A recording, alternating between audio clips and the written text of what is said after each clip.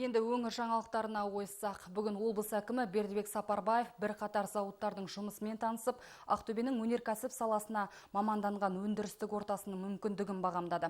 Ол құрылыс материалдарын шығаратын зауыттарға, тоқыма бұйымдар фабрикасына, дәрі-дәрмек өндірісіне және мал басын көбейтуді жолға қойған шаруа қожалығына барды. Кәсіпкерлер облыс басшысына жоспарларын айтып бөлісті. Тақырыпты Айгүл Байменова толықтырады. Бұл полиэтилен пакеттер шығаратын Поливест компаниясының цехы. Әдемі тоқыма бұйымдар фабрикасының ғимаратын жалға алып отырған цехта жұмыс үнемі осылай тоқтаусыз жүріп жатады.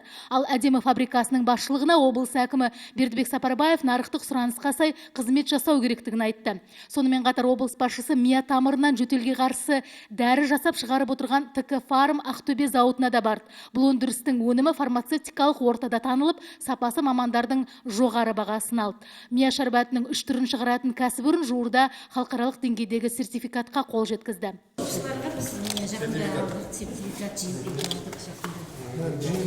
Международный стандарт. Шетелге шығару болады. Вот содан бір мәселе бар. Олардың международный стандарт. Россияда международный стандарт жоқ. Сондықтан олардың дәрі арзан шығады. Облыс әкімі Бегарыс фирмасына да барды. Компания кварцтан жасанды тас кірпіш шығаруға бейімделген зауыт болғандықтан жергілікті нарықта 25 жылдан бері танылып үлгерді. Мұнда облыс әкіміне өндірістің мүмкіндіктері мен алға қойған жоспарлары таныстырылды. Бұдан соң облыс басшысы Сазды селолық округіндегі Қыпшақ шаруа қожалығына барды. Шаруашылық ешкі малын көбейтіп, оның емдік сүтін пайдаға жаратып отыр. Қожалық басшысы Қонысқали Дүйсенбинің айтуынша күніне 1,5 литрден 5 литрге дейін сүт сауылады. Малға арналған екпе шөпте өздерінде бар. Тамыры бұл, глюкон. Мынау кешегі 2 күн өзіміздің бидайымыз. Мынау көк шөбіміз. Бидай ма, арпа ма? Арпа екпе. Арпа екпе. Мынау өте жақсы нәрсе. Бұдан соң облыс әкімі Бердібек Сапарбаев құрылысқа қажетті лак және бояу шығарумен айналысатын Алина Про серіктестігіне барды.